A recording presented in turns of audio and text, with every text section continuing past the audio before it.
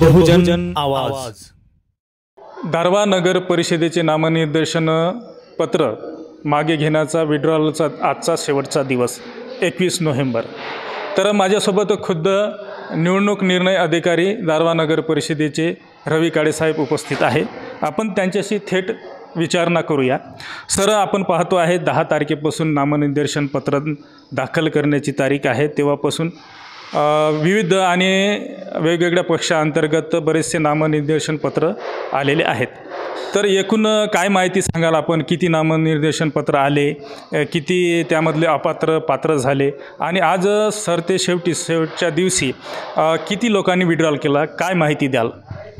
आपल्या या दारव्हा नगरपालिकेच्या या सर्व निवडणूक प्रक्रियेमध्ये आपल्याकडे एकूण नगराध्यक्ष पदाकरिता 27 नामनिर्देशन पत्र आली होती। त्यापैकी 14 नामनिर्देशन पत्र ही वैध ठरली। बाकी नामनिर्देशन पत्र ही जोडपत्र 1 व 2 नसल्यामुळे ती पडताळणी दरम्यान बाहेर काढण्यात आली। आज रोजी एकूण 14 पैकी 3 नामनिर्देशित उमेदवारांनी आपली उमेदवारी मागे घेतलेली आहे आणि आता रिंगणामध्ये 11 उमेदवार हे अध्यक्षपदाकरिता आहेत। तसेच सदस्यपदाकरिता आपल्याकडे एकूण 162 उमेदवारांनी त्यांचं नामनिर्देशन पत्र दाखल केलं होतं।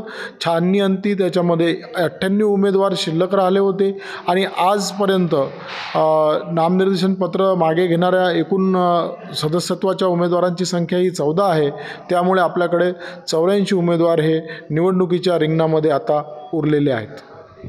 तर पाहिलं तर आपण एकूण 14 नगराध्यक्षपदासाठी आलेल्या नामनिर्देशन पत्रामधील आज शेवटच्या दिवशी 3 जणांनी नामनिर्देशन पत्र मागे घेतलेले आहे आणि नगरसेवक सदस्यपदासाठीचे आता 84 उमेदवार राहिलेले आहे।